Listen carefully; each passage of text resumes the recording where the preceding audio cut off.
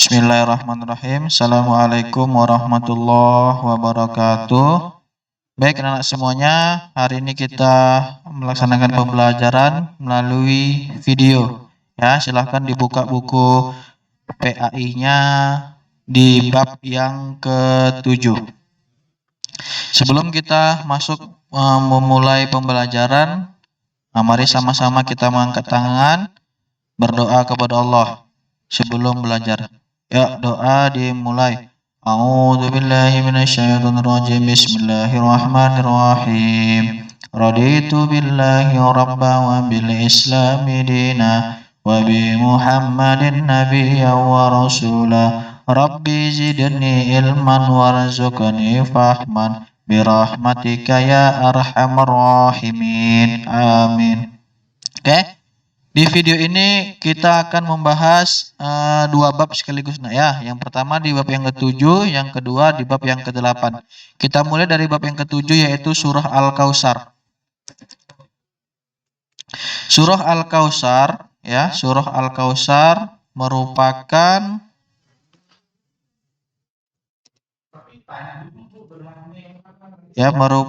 surah Makkiyah. Apa itu surah Makkiyah? Surah Makkiyah adalah surah yang diturunkan di kota Mekah ya, sebelum Nabi Muhammad SAW hijrah ke Madinah. Surah Al-Kautsar ini itu surah yang ke-108 di dalam Al-Quran, yang mana surah Al-Kautsar ini artinya adalah nikmat yang banyak. Oke, kita masuk di surah Al-Kautsarnya. Sekarang perhatikan dan dengarkan Bapak membacakan surah Al-Kautsar. A'udzubillahi minasyaitonirrajim. Bismillahirrahmanirrahim. Inna a'tainakal kautsar fasholli lirabbika wanhar. Inna syani'aka huwal abtar. Ya, Bapak berharap semuanya ikut membaca surah Al-Kautsar, yang mana artinya adalah sungguh kami telah memberikan atau memberimu nikmat yang banyak. Nah, diberikan kepada siapa? Diberikan kepada Nabi Shallallahu Alaihi Wasallam. Yang kedua, maka laksanakanlah sholat karena Tuhanmu dan berkorbanlah sebagaimana seperti kurbannya orang-orang yang terdahulu. Ya, atau sebagaimana kurban itu tujuannya untuk mendekatkan kita kepada Allah Subhanahu wa taala. Ya, jadi di sini diperintahkan kita untuk melaksanakan sholat dan juga berkurban. Ya, berkurban dilaksanakan pada hari raya haji. Ya, insya Allah kita laksanakan 2 bulan ke depan. Yang terakhir adalah sungguh orang-orang yang membencimu dialah orang yang terputus dari rahmat Allah. Jadi orang-orang yang membenci Rasulullah, maka dia tidak akan disayang oleh Allah, maka dia akan mendapatkan kesengsaraan dalam hidupnya. Oke, kita akan membahas isi kandungannya. Yang pertama adalah isi kandung surah Al-Kautsar ini, Allah memberi nikmat yang banyak kepada manusia. Ya, kita ini manusia kan, berarti Allah memberikan kita nikmat yang banyak. Ya, bahkan nikmat-nikmat yang diberikan Allah itu tidak bisa kita hitung. Contohnya aja satu nikmat yang diberikan Allah adalah nikmat bernapas atau nikmat udara. Nah, itu tidak akan bisa kita hitung. Nah, selanjutnya isi kandungannya adalah Allah memerintahkan kita untuk melaksanakan sholat dan berkurban. Ya, Allah melaksanakan kita untuk sholat. Artinya sholat kita harus melaksanakan sholat yang mana?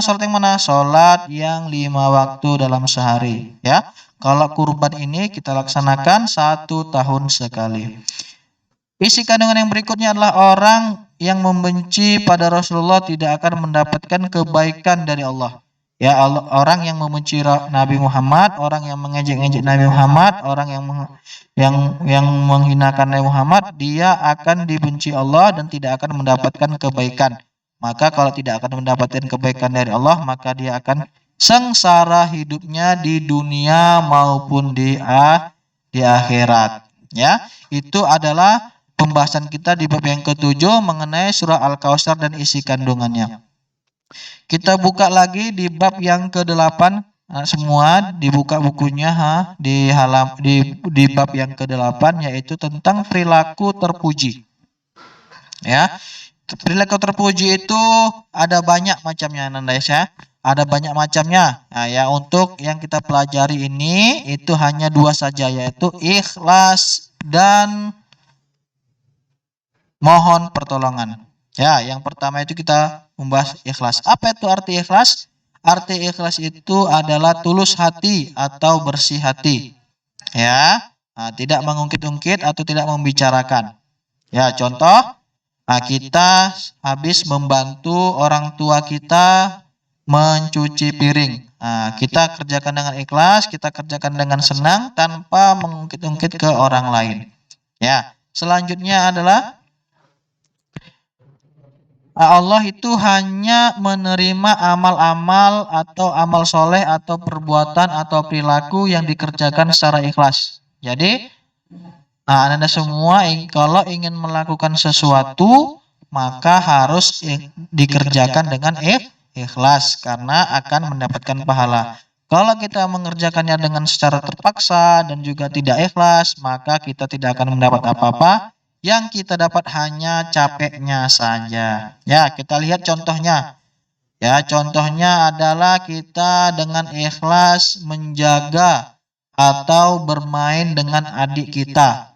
Ya, ikhlas kita menjaga adik, ikhlas kita bermain-main dengan adik. Jangan bermalas-malesan atau jangan adiknya itu dimarah-marah, ya. Selanjutnya adalah ikhlas membantu atau menolong teman. Ya, apalagi teman-teman yang sedang kesusahan. Ya, di gambar ini contohnya ada teman kita jatuh dari sepeda. Nah, kita ikhlas menolongnya, jangan dengan terpaksa. Contoh yang selanjutnya adalah membersihkan atau bergotong royong di kelas. Nah, di sekolah. Nah, maka kita harus dengan ikhlas membersihkannya dengan ikhlas mengerjakannya. Ya, itu tentang ikhlas. Yang selanjutnya kita bahas adalah mohon pertolongan.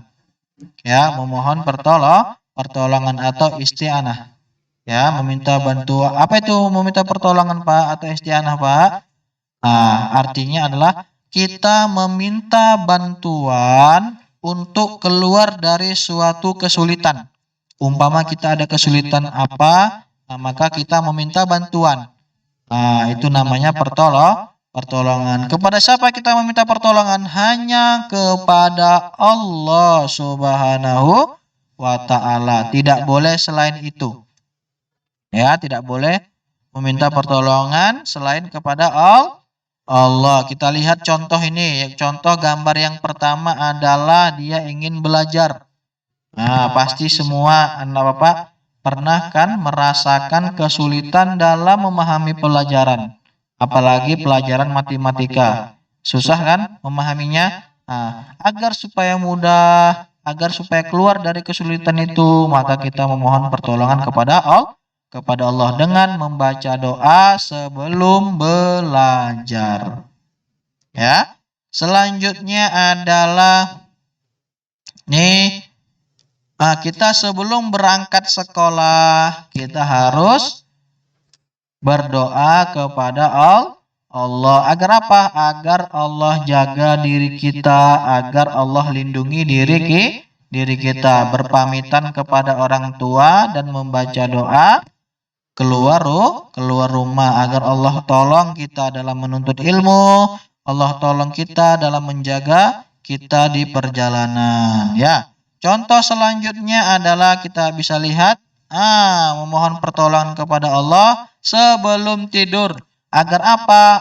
Agar kita selalu dijaga oleh Allah. Yang bisa menjaga kita, yang bisa menolong kita hanya Allah Subhanahu wa ta'ala. Makanya kita membaca doa sebelum tidur. Selanjutnya adalah kita perhatikan gambar ini, yaitu membaca doa sebelum makan.